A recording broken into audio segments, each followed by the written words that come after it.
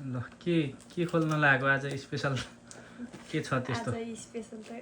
special भन्ने के भन्ने स्पेशल त केही पनि हैन तर यहाँ राइस कुकर बिग्रेर राइस कुकर लिएर आएको एकदमै क्युट रहेछ हैन राइस कुकर साह्रै राम्रो रहेछ के राइस कुकर पनि त्यही भएर यसको चाहिँ हैन यो चाहिँ भिडियो बनाउन पर्छ भनेर आज यो अनबक्सिङको अब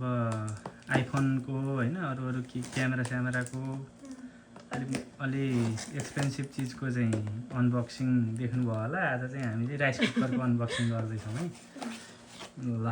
राइस कुकरको अनबक्सिङ हो है त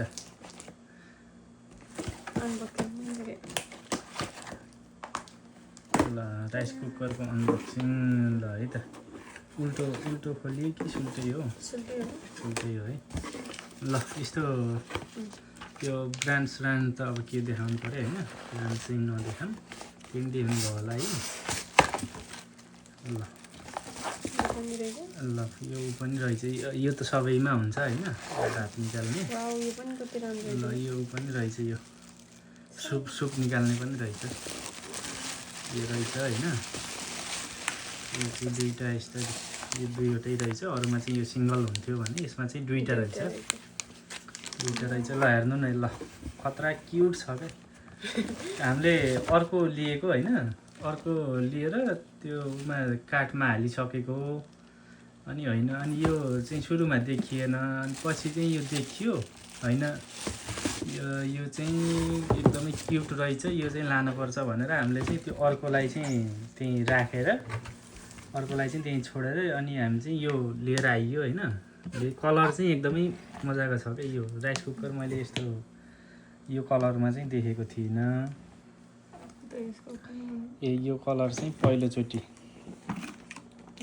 पहिलोचोटि देखियो हैन अब राइस कुकरमा अब यो त हुने नै भइहाल्यो हैन यो स्टिमको लागि यो चाहिँ अब यो चामल निकाल्ने भइहाल्यो हैन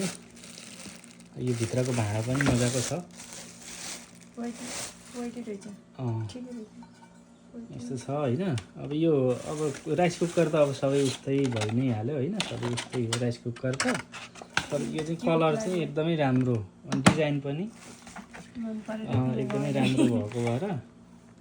ल यसको चाहिँ भिडियो नै बनाऊँ भनेर हामीले चाहिँ भिडियो बनाएर यसको अनबक्सिङ भयो है कस्तो लाग्यो तपाईहरुलाई यो कुकर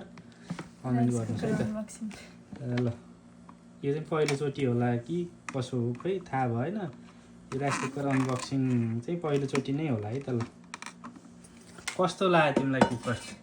मन पर्यो नि मैले त मन परेर किनेको त नि ठिक छ नि हैन ल भात नि मिठो हुन्छ होला हैन राम्रो राइस कुकरमा प्रेसर कुकर मिठो हुन्छ होला ल ठिक छ